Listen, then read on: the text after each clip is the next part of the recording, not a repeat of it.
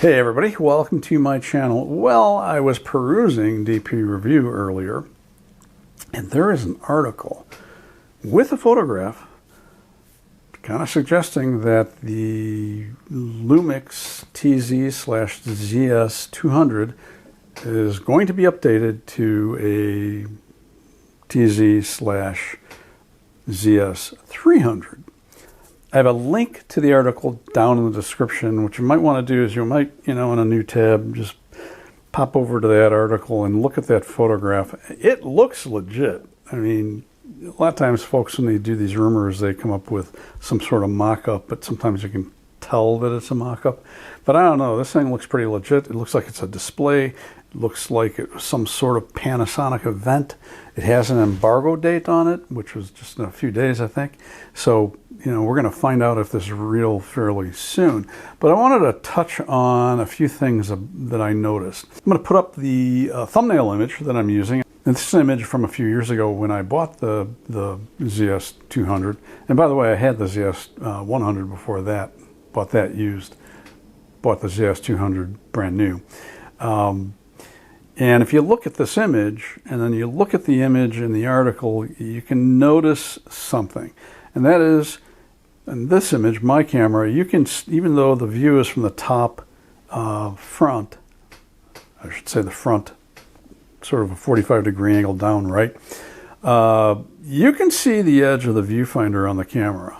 So if you're looking down, I have my GX85 right here. And if you look, you can kind of tell that there's a viewfinder on my camera. If you look at the picture on DPReview, it looks like there's no viewfinder. Now, if that's the case, and this is real, Panasonic's doing the same thing with this that they did with the ZS99, which was update to the ZS90, and they removed the viewfinder from that camera. Of course, that camera is a step down, has a much smaller sensor than the 1-inch size sensors in the ZS200. But that's really disappointing if they do that. Those of us of a certain age, we have to use readers. I have a pair of progressive glasses, prescription glasses I keep in the car because I mainly use those for driving, but I also use them when I'm out shooting, and it would really be nice to have a viewfinder, right? Plus the fact that holding a camera up to your eye helps steady it, right? So if you do that, of course I can't see anything out here. But if you do that, that helps steady it. Now, there are people in the comments to that article who have a very creaky chair. So if you look at the comments in that article, I think there's a comment or two that say that maybe it's going to have a flip-out back screen, right? So you can steady the camera that way is by holding it down and holding it against your body. But if I do that, I still have to be wearing glasses to see that screen because it's too close. We'll see what happens. I mean, it would be cool. I'm not interested. The ZS200 that I had, I thought was a great camera. I had no issues with the lens sharpness. It worked quite well. However, after a couple of years, it got dust on the sensor. And I tried cleaning it off using the vacuum method. You can just look that up on YouTube. There are videos of the vacuum method for cleaning off fixed lens compact sensors. Couldn't get the dust off.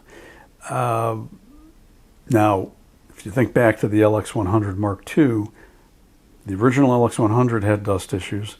Panasonic said they fixed that on the LX100 Mark II, and they really didn't, because I had that camera, and that camera as well got dust on the sensor. So I'm very leery now of at least Panasonic fixed lens compact cameras, because I spent a lot of money. I mean, if this is a real camera, the ZS300, it's going to sell for $700–800 would be my guess. And for that money, you ought to get a viewfinder. Now, I had a bunch of Canon power shots over the years, early on in the digital age, and only one of those ever got a piece of dust on the viewfinder, and it was only one speck of dust, but the rest never did. So it is, I know, possible to make fixed lens compacts that don't get dust. But I've kind of sworn off those kinds of cameras. My small compact camera is my GX9, which I can change lenses on. It has a much bigger sensor since it's a 4/3 size sensor, and I'm going to probably pass if this thing is real. Just doesn't make any sense to me. But fun to think about. If anybody's got insights into this, or you know more than I do about it, hey, feel free to leave a comment down below. If this is interesting and useful, pop the like button. That helps me with the algorithm. I'm Todd Banner. I will see you next time.